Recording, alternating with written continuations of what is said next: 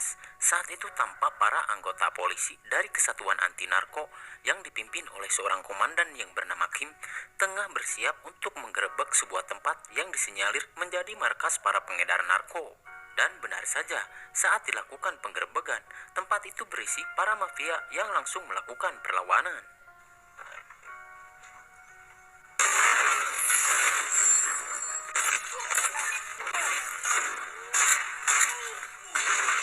Dan di luar dugaan, ternyata jumlah para mafia itu cukup banyak hingga membuat Kim dan timnya kewalahan. Bahkan banyak yang menjadi korban.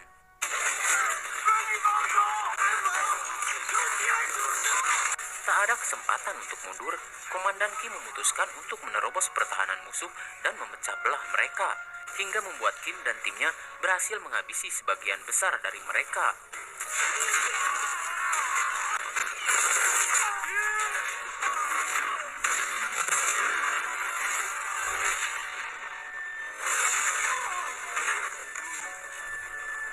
Dan saat ini, ketua mafia yang bernama Cheng mencoba untuk melarikan diri dan dikejar oleh polwan pemberani bernama Mei. Namun pada saat Mei mencoba untuk melumpuhkannya, ini yang terjadi.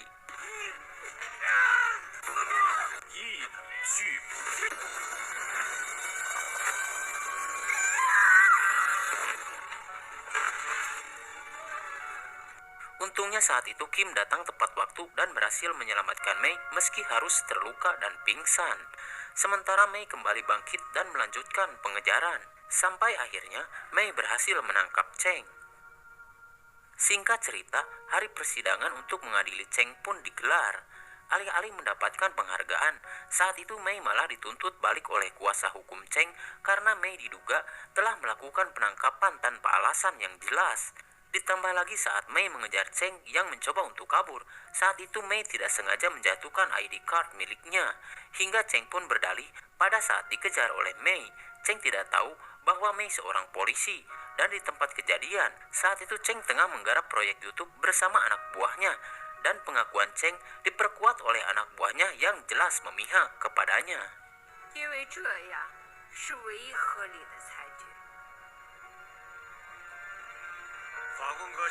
Karena tidak ada cukup bukti bahwa Cheng terlibat dalam jaringan narko di tempat kejadian, maka hakim memutuskan memvonis Cheng bebas dari segala tuduhan. Mendengar hal itu, Kim pun meninggalkan persidangan sebagai bentuk kekecewaan karena perjuangan bersama timnya sia-sia.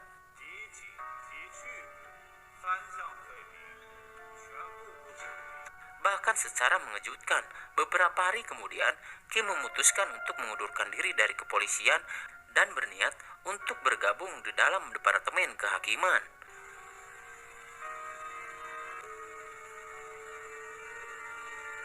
Bermodal pengalaman selama di kepolisian dan kecerdasannya, Kim terus belajar tentang hukum peradilan, hingga akhirnya setelah beberapa tahun, Kim pun berhasil bergabung dalam Departemen Kehakiman dan menjadi seorang jaksa. Bahkan di tahun-tahun berikutnya, Kim berhasil menyelesaikan banyak kasus berkat insting dan bimbingan seorang jaksa senior bernama Bao, yang membuat karir Kim pun meningkat pesat.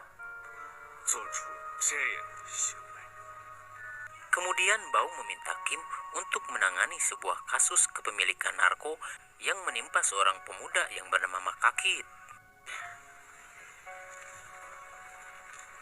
Saat itu dia menerima kiriman sebuah paket dari sahabatnya yang bernama Chan yang dia sendiri tidak tahu isinya apa.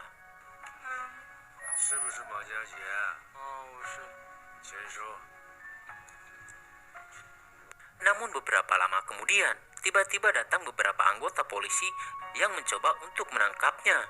Rupanya isi paket yang Makakit terima adalah narko yang langsung dijadikan barang bukti atas pengembangan dari penangkapan Chan yang lebih dulu tertangkap, yang mengaku bahwa barang haram itu dia dapatkan dari Makakit. Jadi sudah jelas bahwa Makakit adalah korban yang dijadikan kambing hitam oleh sahabatnya sendiri. Sahabat macam apa? Karena Makakit berasal dari orang tak punya, boro-boro bayar pengacara, bayar kosan aja kadang nunggak. Hingga Makakit ditemui oleh dua orang pengacara yang bernama Pakmen dan Shirley, yang secara sukarela ingin membantu Makakit dan berjanji akan mengupayakan pembebasan Makakit. Setelah Makakit mau menandatangani pernyataan bersalah dengan dalih akan mempercepat proses persidangan. Dengan polosnya, Makakit pun setuju dan mau menandatangani surat pernyataan bersalah tersebut.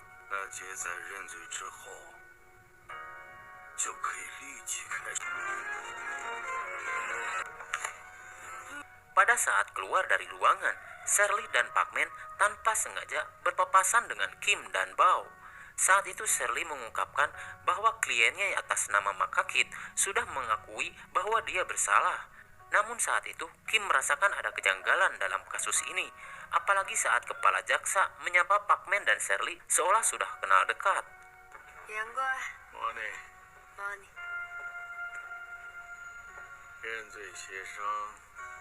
Hal itu semakin Kim sadari pada saat sidang pertama digelar.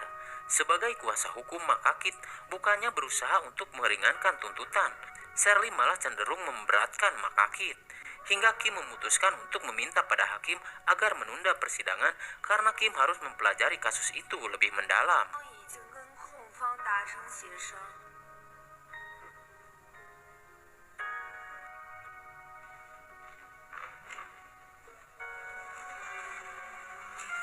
Singkat cerita, persidangan kedua pun digelar. Saat itu Parkman dan Shirley berganti status menjadi saksi dan mengutus kuasa hukum yang lain yang masih junior. Dan sepertinya semua sudah diatur sedemikian rupa agar proses pengadilan tidak berjalan lancar. Yang saat itu, kuasa hukum Makakit yang baru malah membuat kegaduhan karena merasa disepelekan oleh Kim yang menuntut kuasa hukum Makakit agar mengungkap kasus ini secara fakta. Hingga pada akhirnya, hakim memutuskan untuk meminta para juri persidangan agar segera memutuskan. Dan betapa mudahnya hukum dapat dimanipulasi, juga karena Makakit telah terkena jebakan Parkman dan Shirley dan menandatangani surat pengakuan. Akhirnya juri memutuskan Makakit bersalah dan hakim memvonis Makakit dengan hukuman 27 tahun penjara. Namun sahabatnya Makakit yang bernama Chan malah dibebaskan.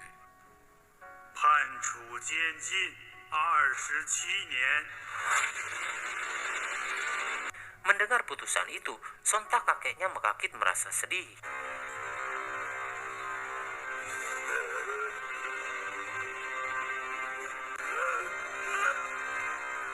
Pada esok harinya, Kim menemui Makakit dan mencoba untuk menguatkan mentalnya dan berjanji bahwa Kim akan berusaha untuk membebaskan Makakit. Karena melihat dari persidangan yang sudah terjadi, Kim yakin bahwa Makakit tidak bersalah. Dan pada malam harinya, Kim menemui kakeknya Makakit untuk meminta maaf atas hasil persidangan. Tapi Kim akan terus berusaha mencari keadilan untuk Makakit. Kemudian Kim menyarankan si kakek agar mengajukan banding. Namun si kakek yang terlanjur kecewa atas ketidakadilan yang menimpa cucunya langsung mengusir Kim karena si kakek menganggap bahwa Kim bagian dari para oknum mafia hukum. Namun saat Kim akan pergi meninggalkan tempat si kakek, tiba-tiba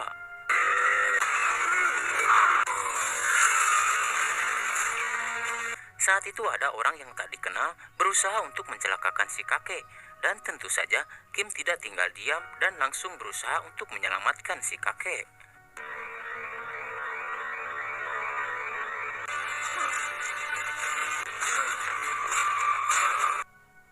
Menyadari bahwa Kim orang baik, si kakek pun mengajak Kim untuk masuk ke rumahnya.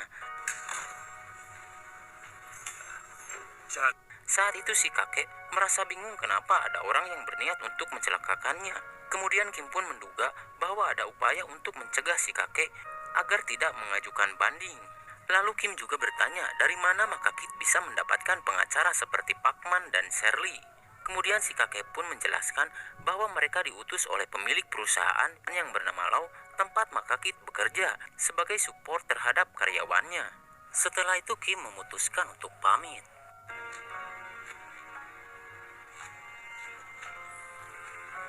Kemudian mencari informasi tentang Lau yang ternyata menurut catatan kepolisian, selain memiliki bisnis yang legal, rupanya Lau juga memiliki banyak bisnis haram. Dan setiap permasalahan hukum yang menimpa Lau dan bisnisnya rupanya ditangani oleh Pakman dan Shirley. 是李斯敏报的少律政司的内部记录，欧博文可以提早不念书，还让他。 Pada malam harinya, Bao dan Kim sengaja mendatangi salah satu tempat hiburan malam milik Lau, dan tanpa diduga, saat itu Bao yang datang lebih dulu, tak sengaja melihat Chan di sana.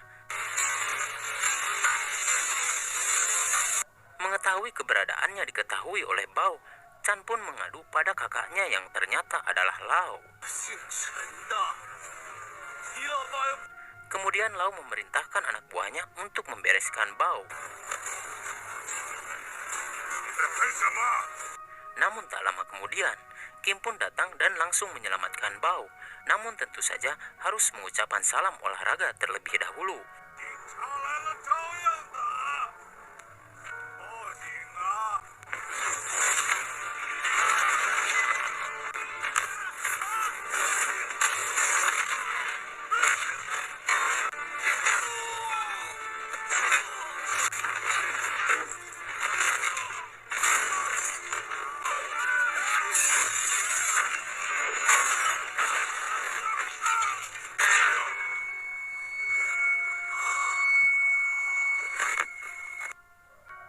Untungnya saat Kim berhasil dijatuhkan, Lee dan anggota kepolisian datang untuk membantu dan berhasil menangkap Lau, Chan, dan anak buahnya.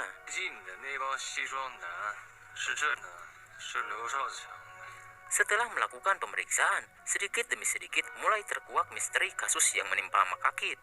Berkat keterangan yang didapat dari Chan dan Lau, akhirnya Kim dan Bao memiliki cukup bukti untuk membuka kembali kasus Makakit.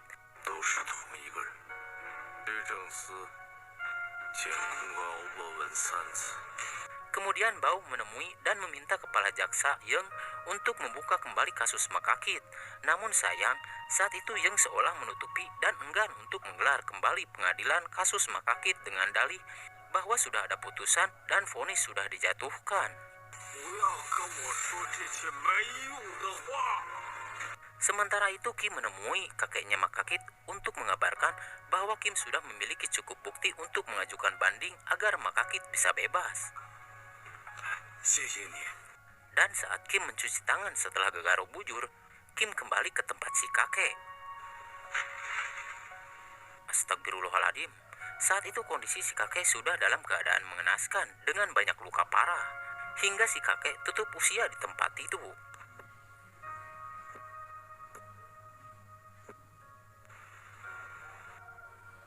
Mendengar kabar tersebut, tentu saja membuat Makakit merasa sedih dan terpukul hingga dia tidak bisa berkata apa-apa. Sementara itu, tekad Kim semakin kuat untuk mengungkap kasus Makakit dan memberantas semua yang terlibat sampai ke akar-akarnya. Bahkan niat Kim pun dibantu oleh mantan rekan-rekannya di kepolisian. Singkat waktu, Lee dan rekan-rekannya berhasil menemukan data-data kasus yang sama dengan yang menimpa Makakit, bahkan jumlahnya cukup banyak. Namun dari sekian banyak yang menjadi korban, tak ada satupun yang bersedia menjadi saksi, kecuali ada satu perempuan yang bernama Ana yang bersedia menjadi saksi dan membantu untuk memberantas ketidakadilan agar tidak ada lagi yang menjadi korban sepertinya yang karena kasus itu, Ana kehilangan anak dan suaminya.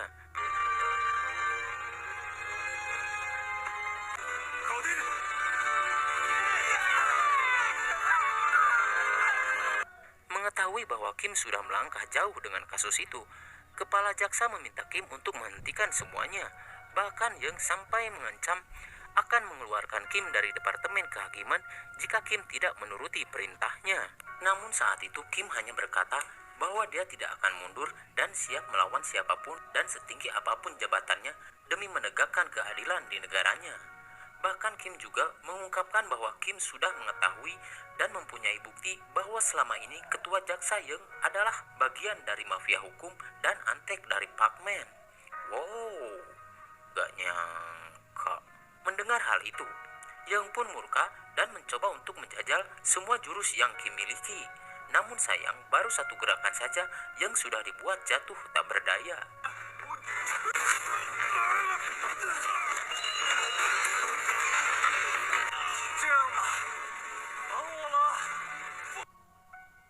Sementara itu di tempat lain, Pakmen dan koleganya tengah melakukan pertemuan. Dan untuk menjaga rahasia tetap terjaga, Pakmen memutuskan untuk menghabisi Lau yang sempat tertangkap dan diinterogasi oleh polisi. 到底 Kabar kematian Lau pun akhirnya sampai ke telinga Chan. Karena takut bernasib sama dengan kakaknya, Chan pun memutuskan untuk menghubungi Kim dan meminta perlindungan. Sebagai gantinya, dia bersedia menjadi saksi untuk mengungkap kasus Makakit dan semua kejahatan yang dilakukan oleh Pakman dan yang lainnya. Dan di dalam perjalanan setelah Kim menjemput Chan, tiba-tiba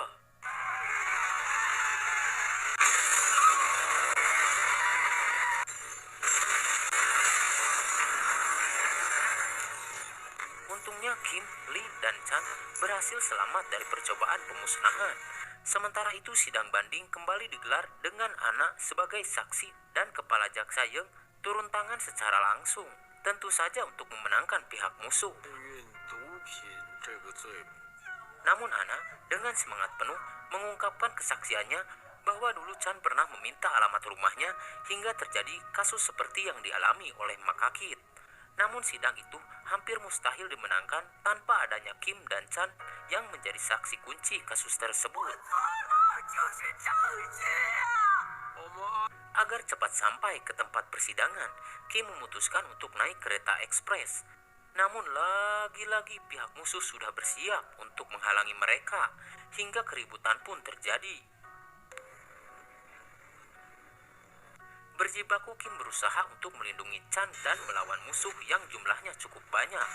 Namun tak gentar sedikit pun, Kim terus melawan dan mengerahkan seluruh kemampuan yang dulu pernah saya ajarkan. Hehe. Hingga pada akhirnya, Kim berhasil menghabisi semua asasin yang dikirim oleh pihak musuh.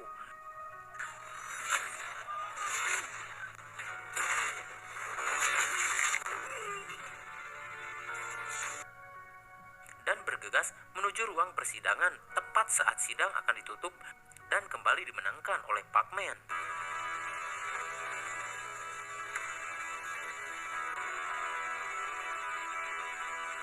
Kemudian Chan sebagai saksi kunci mengungkap semua fakta yang ada bahwa sumber kejahatan yang terjadi berasal dari Pakmen, yang membuat semua orang tercengang, termasuk saya, bahwa semua bisnis haram yang dikelola oleh Lau adalah milik Pakmen.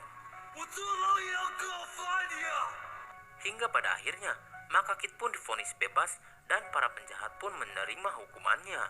罪名不成立，当庭无罪释放。 Berkat kerja keras Kim dan timnya. Dan film pun tamat.